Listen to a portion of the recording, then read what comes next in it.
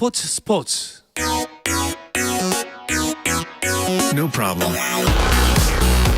다양한 스포츠 이야기를 나누는 정 PD와 김 기자 시간입니다. 정현호 KBS 스포츠 PD, 중앙일보 김재한 기자와 함께합니다. 어서 오십시오. 네, 안녕하십니까. 반갑습니다. 이 조합도 꽤 간만인 것 같네요. 네, 예, 휴가에서. 매번 따로 좀 뵙다가. 그렇죠. 네.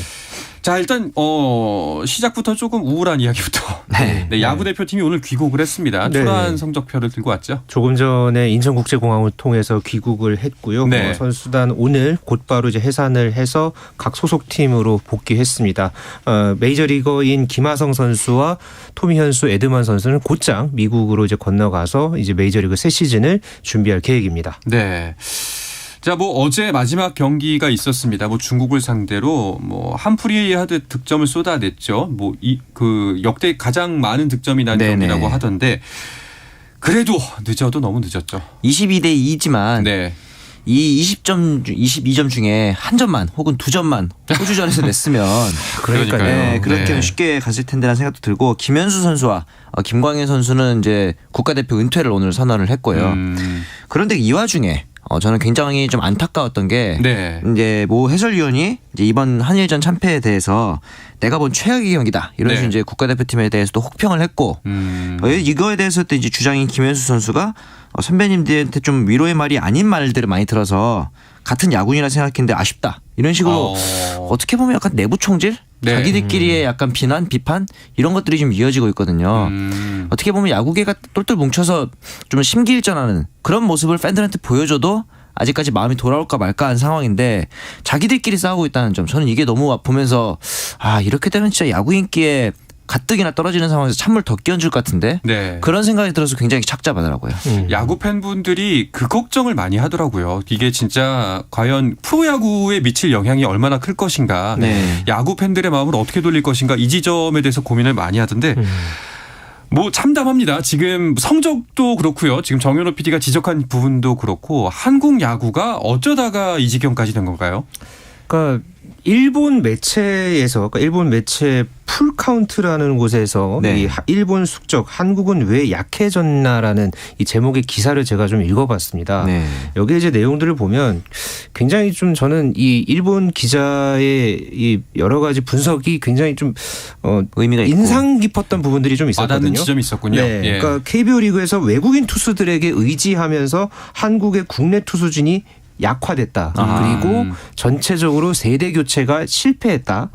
그리고 고교야구의 나무 배트 사용으로 인한 거포의 부재. 네. 그러니까 투수와 타선 모두 총체적인 난국이었다.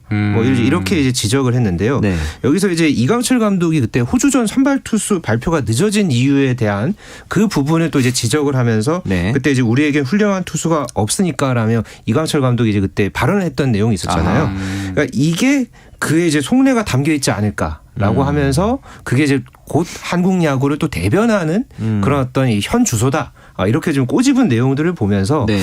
사실 이번 대회에서 가장 문제가 됐던 부분은 투수진이 약화된 그런 부분이었잖아요. 네. 그러니까 스트라이크를 던져야 될 때 이 제구가 되지 않고 그러니까 국제 경쟁력이 전체적으로 많이 이제 낮아지고 이런 부분이 이제 여러 가지 지적이 일었던 상황에서 이런 또 일본 매체에서의 이런 지적이죠. 네네. 네, 이런 부분들은 굉장히 좀 우리에게는 뼈아픈 이야기였다. 네. 저는 그렇게 봤습니다. 사실 그런데 그 사후 약방문이라고 하죠. 맞습니다. 맞아요. 이런 문제점을 이제 와서 알았다면 그것도 무능이거든요. 그렇죠. 예, 사실은 이런 문제점에 대해서 약간은 패인 분석에 대해서 그렇게 발언했던 게 기사를 보고 기억이 나는데 네. 예전에 성적이 좋았던 것은 선발, 중간, 마무리가 완벽하게 구성이 되어 있었다. 준비가 만약에 안 됐다 한다면은 그게 안 된 지점을 이미 알았을 것이고. 그렇죠. 예, 거기에 대한 대비를 하는 것이 마땅한 처신일 텐데 안타까운 부분이죠. 네. 자, 참 이번 대회에서 가장 부족했던 거 이제 마운드의 약화 네. 빼고 또 어떤 지점을 꼽고 싶으세요? 우리가 항상 이 국제 대회를 임하면은 경기가 좀 잘 안 풀려서 성적이 안 좋을 때마다 항상 나오는 얘기가 있습니다. 선수 선발이 문제였다. 너무 특정 팀에 편향되게 혹은 특정 팀에 편향되지 못하게 뽑아갔다. 선수들의 정신 상태가 해이하다. 막 웃는다고 뭐라 하고 이번에 그런 게 별로 많지 않았어요. 그렇죠. 네. 선수들도 굉장히 좀 결연하게 임했고 선수 선발 과정에서 잡음이 없었어요. 이게 더 문제예요. 왜냐하면은 다 준비도 돼 있고 선수들의 정신무장도 잘 돼 있는데 그냥 실력이 부족했던 거예요. 투수든 타자든. 그러니까 이게 보면은 더 슬픈 거고 더 걱정인 거죠. 그냥 네. 냉정하게 실력이 안 돼서 진 거니까 우리가 해야 할 일을 딱 하는 실력을 길러야 되는 거거든요. 네. 근데 사실 스포츠에서 실력을 기르는 게 제일 어렵잖아요. 그렇죠. 네. 그래서 우리는 어떻게 보면 명쾌하지만 어떻게 보면 가장 큰 문제를 지금 안게 된 그런 상황인 것 같아요. 그러니까 기본 실력도 있고 저는 이런 국가대항전이 있을 때는 어찌됐든 간에 그 국가대표가 그때의 그 국제 경쟁력과도 연결되는 부분이 있다고 그렇죠. 생각하거든요. 네. 그렇기 때문에 이번에도 이렇게 됐기 때문에 도쿄올림픽에서의 실패도 있었고 그렇죠. WBC에서의 실패도 또 있었기 때문에 결국은 이 국제 교류에 대한 부분도 좀 다시 곱씹어 봐야 되지 않을까. 맞아요. 사실 우리가 저희가 이 시간에서 뭐 호주라든가 체코에 대한 이야기를 하면서도 좀 저희끼리도 이런 정보가 좀 부족했던 부분들이 있었잖아요. 그렇죠. 뭐 호주에 어떤 선수들이 나올까 뭐 이런 부분들도 대표팀에서도 뭐 어느 정도 이제 분석을 해왔다라고는 하지만은 이런 뭐 미국이라든가 뭐 도미니카 공화국, 일본, 그러니까 그런 어떤 강팀들 위주로만 이렇게 어느 정도 분석을 하고 네. 이런 이제 호주나 체코와 같은 이런 팀들에는 뭔가 전력 분석이 제대로 안 됐다라는 그런 뉘앙스를 이번에 많이 느꼈거든요. 네. 그것은 결국 우리가 우물한 개구리였다. 그리고 조금 더 넓은 시야를 갖고서 하나하나 국제교류부터 해서 시스템을 다져가는 것이 중요하다. 이렇게 생각합니다. 그렇습니다. 뭐 사실 쉽지 않은 일일 것 같습니다. 시간이 또 필요할 것 같고요. 꽤나 네. 긴 시간 동안 또 담금질을 하고 뭐 단단해지는 과정을 가져야 할 것 같은데 네. 일단은 뭐 프로야구 흥행에도 영향을 미칠 것 같아요. 아무래도 확실히. 그렇죠. 이제 이렇게 되면은 이제 WBC가 열리는 이 와중에 어제부터 시범 경기가 개막을 했는데 네. 확실히 야구 팬들이 이전보다 뭐 시청률이라든가 이런 부분에 있어서 야구를 좀 덜 본다 이런 생각이 들고 어떻게 보면 조금 슬픈데 저는 이 부분에 있어서는 남자 배구와 우리나라 KBL 프로농구가 조금 좋은 그러니까 좀 안타까운 예시가 될 수 있을 것 같아요. 그렇죠. 국제 무대에서 성적을 내지 못하면은 국내 리그의 인기가 하락하게 되거든요. 그렇죠. 그게 지금 전형적인 상황이고 그렇다면 이제 반대로 우리나라에서 국제 무대에서 좋은 성적을 바탕으로 국내 리그의 인기가 올라갔던 경우가 뭐가 있냐면은 당장 도쿄올림픽 이후에 여자 배구 그렇죠. 그리고 이번 K리그 때 월드컵의 흥행을 바탕으로 그리고 멀리 갈 거 없습니다. KBO 리그가 어떻게 성공했냐면은 2006 WBC, 2008 베이징 올림픽 그리고 2009 WBC 이 세 번의 국제 대회를 통해서 팬들이 굉장히 많이 유입된 거예요. 2006년 이전까지만 해도 시범 경기 때 팬들 뭐 무료 입장하고 많이 오지도 않았고 만원 관중도 오지 않았고 이런 상황이었단 말이죠. 그렇다면은 우리가 성공했던 길을 반대로 간다면은 실패할 것이다. 네. 이런 것들을 선수들도 생각을 할 필요가 있습니다. 그러니까 저는 이럴 때일수록 선수들이나 관계자들이 더 힘내야 합니다. 네. 그러니까 괜히 주눅 들고 더 막 힘겨워하고 이럴 게 아니라 그러니까 프로야구, 그러니까 KBO 리그는 좀 다르다. 우리가 이제부터 다시 시작하니까 좀 다른 모습 보여주겠다. 네. 그런 어떤 마음가짐으로 앞으로 하나하나 밟아가야지 계속해서 뭐 차분한 분위기에 뭐 더 주눅 들고 이렇게 가면은 관중들도 더 줄 거고 팬들도 맞습니다. 더 달아날 것입니다. 이렇기 네. 때문에 KBO 리그에 있는 모든 구성원들이 이럴 때일수록 더 힘내야 된다라고 네. 생각합니다. 그렇죠. 뭐 오늘 SNS에 올라온 글을 하나 봤는데요. 뭐 사실 이렇게 지금 저희가 뭐 안타까운 성적에 대해서 좀 싫은 소리를 하고 혹은 이제 문제점을 지적을 하는 모습들이 뭐 힘을 빼는 과정이 아니라 뭐 아무리 좋은 강철도 계속 두드리고 연말을 해야지 좋은 뭐 철이 되듯이 그러니까요. 계속 네. 두드리고 그 두드리는 과정에서 소리가 날 수밖에 없다. 정현호 PD가 쓴 글입니다. 네. 설마 했는데. 이런 부분들이 분명히 필요하다고 생각합니다. 지금은 아프겠지만 물론 이 때리는 그렇죠. 과정이 철을 두드리는 과정이 아프겠지만 네. 애정에서 우리가 하는 이야기니까요. 그렇죠. 모든 네. 이 스포츠 엔터테인먼트에는 다 관심이 네. 있어야만 발전할 수 있는 거거든요. 네. 알겠습니다. 뭐 계속해서 일단은 뭐 좋은 이야기건 싫은 네. 이야기건 계속해서 관심은 가지는 것이 그렇죠. 필요할 것 그렇습니다. 같습니다. 네. 자, WBC 이야기 이제 뭐 좀 더 이야기를 이어가 볼까요? 네. 어쨌든 이로써 이제 일본 대 이탈리아, 쿠바 대 호주의 8강전은 대진이 완성이 됐고 네. C조와 D조는 한창 진행 중이죠. 네, 현재 C조와 D조 어제 제가 미국이 이제 멕시코에게 졌다고 이제 소개를 해드렸죠. 네. 그런데 오늘은 완전 다른 양상을 보였습니다. 그러니까요. 미국이 캐나다를 상대로 해서 12대 1 7회 콜드 게임 승리를 거두면서 네. 분위기를 바꿨고요.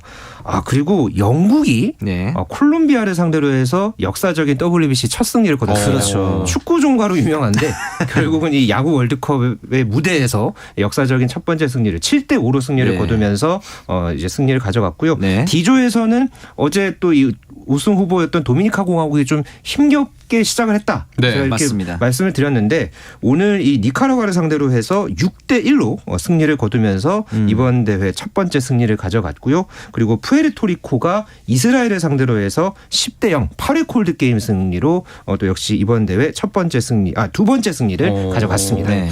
푸에르토리코가 이번 10대0 승리가 팀 퍼펙트 게임이라면서요. 그렇죠. 이게 이제 퍼펙트 게임은 일반적으로 한 투수가 모든 경기를 완벽하게 막는 건데 네. 이번에는 이제 선발 투수였던 푸에르토리코의 호세 델 레온이 5와 3분의 2이닝 동안 퍼펙트를 기록하고 내려갑니다. 와. 그리고 이제 뒤이어 올라온 푸에르토리코의 구원진이 남은 2와 3분의 1이닝을 역시 퍼펙트로 맞았기 때문에 팀 퍼펙트. 사실은 프로리그에서는 이렇게 선발 투수가 퍼펙트 행진을 하고 있으면 안 내리겠죠. 네. 하지만 이제 국제 대회니까 네. 그렇죠. 완벽하게 해야 되니까 이게 바로 총력전이거든요. 이렇게 했으면 좋겠다는 생각이 갑자기 또 들기도 하고 그렇습니다. 피해갈 수가 없군요. 네. 네.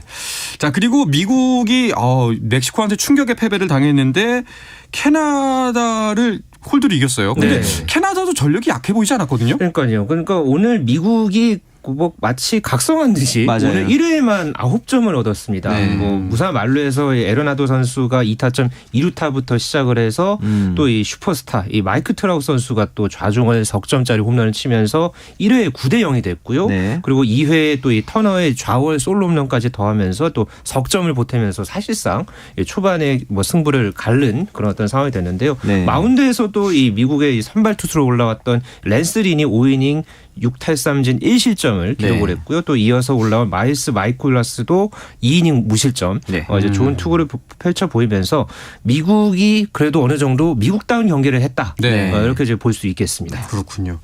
이야, 뭐 A조도 뭐 이제 도저히 예측할 수가 없는 그렇죠. 순위였는데 C조, D조도 끝까지 봐야겠는데요. 이렇게 되면서 오늘 영국이 승리를 거두면서 영국이 콜롬비아를 이겼는데 콜롬비아가 멕시코를 이겼고요. 네. 멕시코가 미국을 이겼고 그 네. 미국이 또 영국을 잡았잖아요. 네. 서로 물고 물렸습니다. 이렇게 되면서 C조가 굉장히 혼전 속이고 D조는 그래도 베네수엘라, 푸에르토리코, 도미니카 공화국 이 세 팀 중 두 팀이 아마 올라가지 않을까 싶은데 한 가지 재밌는 건 최하위로 처진 이 니카라과가 물론 팀 이제 2라운드 진출은 좀 어려워졌지만 유일한 업적이 있는 게 바로 이 투수인 두케 헤베르트 선수가 오늘 경기에서 대단히 호투를 보여주고 이 디트로이트와 즉석에서 계약을 맺었다고 아, 그래요? 그러니까 말 그대로 쇼케이스가 오늘 성공을 한 거죠. 오늘 후안 소토, 훌리오 로드리게스, 라파엘 데버스까지 삼진 잡으면서 디트로이트 타이거즈와 즉석으로 이제 마이너 계약을 체결했다는 뉴스도 이런 있었습니다. 게 굉장히 좀 이 WBC만의 그렇죠. 이런 또 장면이라고 볼 수 있는데 그렇네요. 네. 또 이렇게 또 메이저리그에 갈 수 있는 기회를 맞습니다. 얻었다는 점에서 참 재미있는 소식이네요. 네. 알겠습니다. 자, WBC 외에 또 한 주간 어떤 스포츠 이슈들이 눈길을 모았는지도 짚어주시죠. 네, 지난 주말 사이에 이 목동 아이스링크에서 아주 흥미로운 이 국제대회가 있었죠. 쇼트트랙 세계 선수권 대회가 열렸습니다.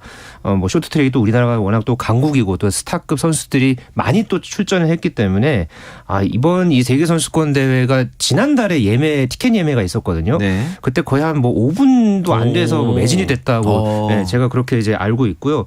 이 또 현장에서 또 파는 티켓이 있잖아요. 네. 그걸 구하려고 요즘에는 사실 이런 풍경을 보기가 좀 쉽지 않은데 그러니까 텐트까지 등장했다고 하고 그러게요. 또 중고마켓에서도 이거 표를 구하려고 굉장히 또 많은 글이 올라온 거를 사실 저도 봤습니다. 저도 이거를 좀 그러시군요. 구하려고 조금 이제 한번 잠깐 시도를 해봤는데 네. 혹시나 해서 보니까 한 20개 정도 글이 좀 올라온 걸 보고 쇼트트랙에 대한 인기가 아직까지 이렇게 좀 남아있구나 그러네요. 실감했습니다. 이 인기의 뭐 뒤에는 사실상 박지원, 최민정 선수가 있는 거겠죠? 그렇죠. 이번에 박지원 선수가 주 종목인 1500m 그리고 이어서 1000m까지 금메달 2개를 따냈고 여자부에서는 최민정 선수가 이제 1500m, 1000m에서 은메달 2개 그리고 3000m 계주 결승에서 또 은메달을 따냈는데 어떻게 보면 금메달이 없다는 점이 좀 아쉽기는 합니다만 좋은 성과였고 하지만 종합 1위를 이번에도 못했어요. 이게 참 신기한 게 우리나라에서 이 쇼트트랙 세계 선수권이 열리면은 항상 종합 1위를 좀 못하는 징크스가 있더라고요. 마지막 세계 선수권 1위가 2008년에 강릉에서 열린 대회였거든요. 15년 전에. 네, 맞습니다. 그리고 2016년에도 2위, 이번에도 2위. 조금씩 이 홈에서 어드밴티지가 아니라 오히려 징크스가 있는 것 같은 그런 모습도 있었습니다. 그렇군요. 여자 쇼트트랙은 최민정 선수가 살짝 부진한 틈을 노려서 네덜란드 천하가 됐더라고요. 네, 네덜란드 선수들이 이번 쇼트트랙 특히나 여자부에서 굉장히 강세를 보였는데요. 네. 산드라 펠제부르 선수가 500m와 1000m 그리고 혼성 계주와 여자 계주까지 해서 4관왕을 달성을 했고요. 대단하네요. 그다음에 이제 수잔 스윌팅 선수, 이 네덜란드의 간판 선수죠. 네. 이 선수도 여자 1500m와 혼성 계주, 여자 계주까지 해서 3관왕을 달성했습니다. 그래서 네덜란드 하면은 원래 스피드 스케이팅 강국으로 꼽혔는데 이번 이 세계 선수권 대회에서는 이 쇼트트랙에서는 굉장히 쇼트트랙 강국으로서의 면모를 보여줬습니다. 린샤오진 구 이묘준 선수의 참가도 좀 길을 보았죠. 그렇죠. 이 선수가 아무래도 이제 대한민국에 들어와서 긴장한 건지 아니면 정신이 없었던 건지 500m 결승에서 기록 측정기인 트랜스폰더를 빼놓고 뛴 겁니다. 그래서 성적이 좋았는데도 실격을 당했어요. 그리고 나서 이제 1000m에서 준결승에서 탈락하면서 우리의 소위 말로 멘탈이 나갔나 이런 생각을 했었는데 그나마 이제 남자 5000m 계주에서는 중국의 금메달을 좀 이제 도왔고 혼성 계주에서도 은메달을 거머쥐었습니다. 인터뷰도 우리말로 안 했다고 하던데. 네. 뭐 시선이 고울 수는 없을 것 같습니다. 네. 알겠습니다. 자, 이어서 본배구로 향하는 배구 이야기도 나눠볼까 하는데요. 그 전에 잠시 쉬었다가 돌아오겠습니다.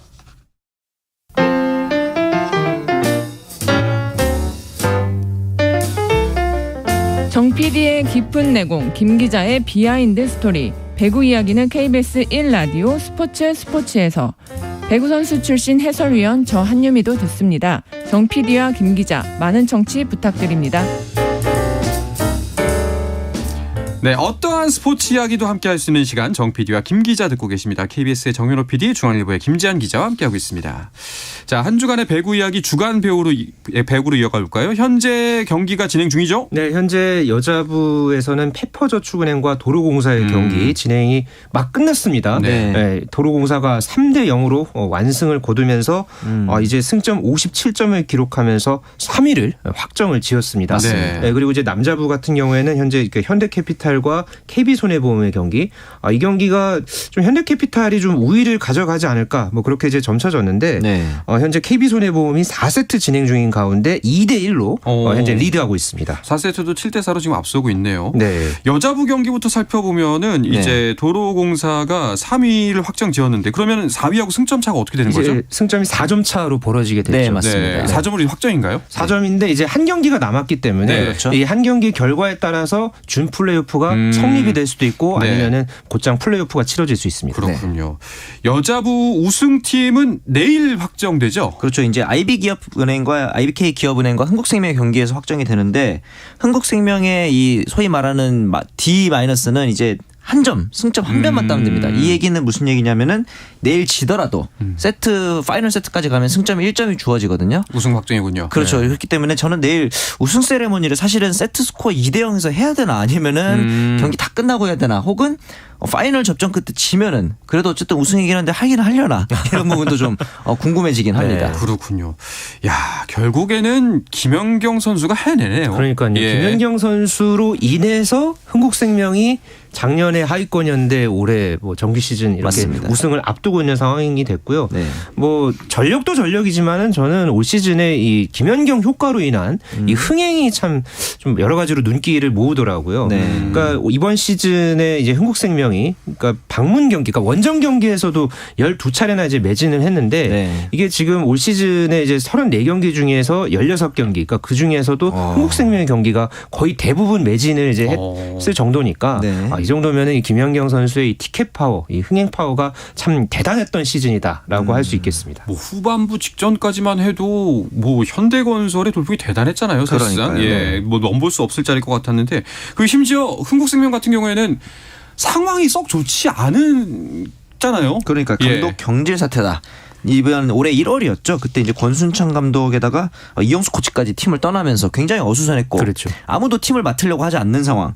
사실 이 상황에서 김대경 코치가 감독 대행을 맡아서 팀을 잘 수습했고 이어서 이제 김연경의 은사라고 할 수 있는 아본단자 감독이 와가지고 정규리그 1위를 노리고 있는데 앞서 뭐 팬 흥행 동원도 있었지만 역시 실력적으로도 김연경 선수가 올 시즌에 득점 5위에 이어서 공격 종합 시간차 공격에서도 1위 그리고 퀵 오픈 부분에서도 2위이기 때문에 역시 김연경 선수가 팬 동원과 실력 모두 흥국생명의 1등 공신이라고 볼 수 있습니다. 그렇습니다.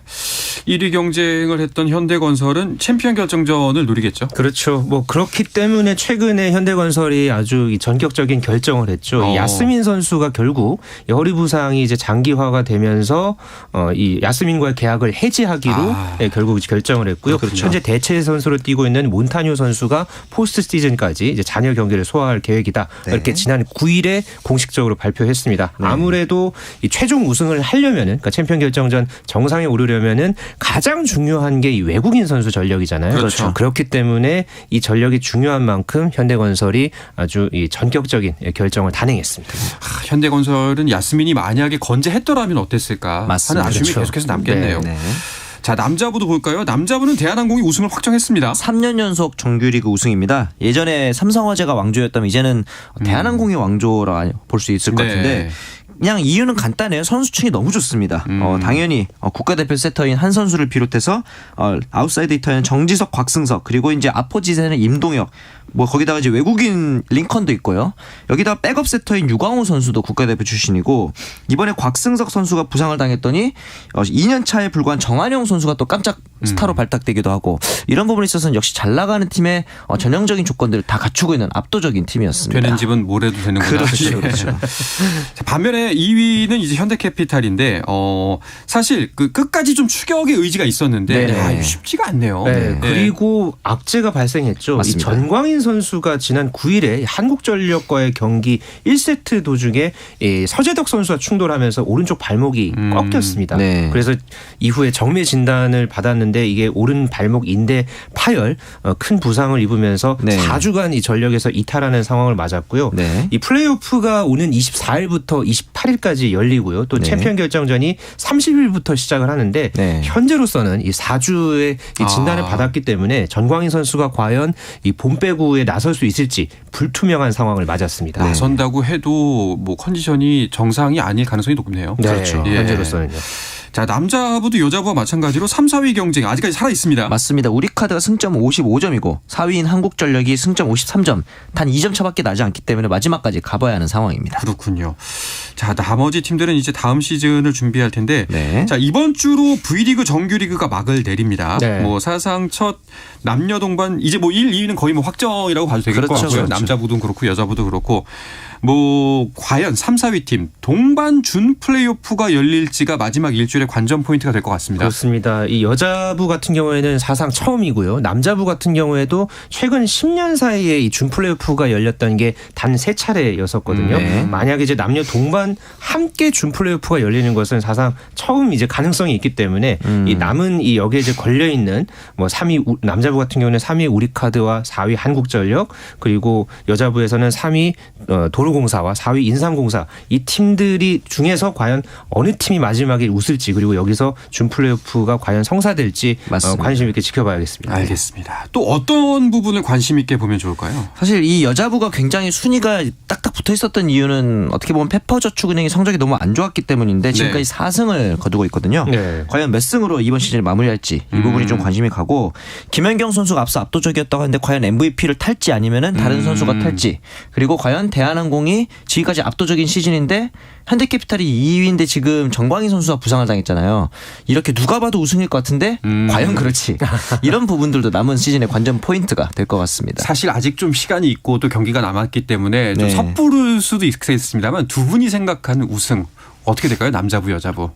저는 남자분은 정광인 선수의 부상이 너무 클 것 같아요. 네. 항공 천하가 당분간 계속될 것 같아요. 대한항공이 아무래도 챔피언 결정전까지 갈 것이다. 네. 네, 어떻게 생각하세요? 여자부는 흥국생명이 네. 결국은 김연경 선수의 힘을 앞서서, 그리고 어쨌든 본인이 또 은퇴에 대한 뭐 다음 거취에 대한 부분을 확실하게 얘기하지는 않았지만 네. 그런 부분까지 이야기를 하고서 아마 배수진을 치고 나온다면 네. 흥국생명이 좀 더 그런 김연경의 힘을 앞세워서 똘똘 뭉쳐서 좀 더 앞서지 않을까 생각합니다. 결국엔 두 분의 판단 다 이제 그 남자부든 여자부든 부상의 그 부상 여부가 그렇죠. 판단에 좀 기준이 되지 않나 이런 생각이 듭니다. 그렇습니다. 알겠습니다. 자, 이야기를 끝으로 이번 주 정 PD와 김 기자는 마치도록 하겠습니다. 함께해 주신 정현호 KBS 스포츠 PD, 중앙일보의 김지한 기자, 오늘도 고맙습니다. 고맙습니다.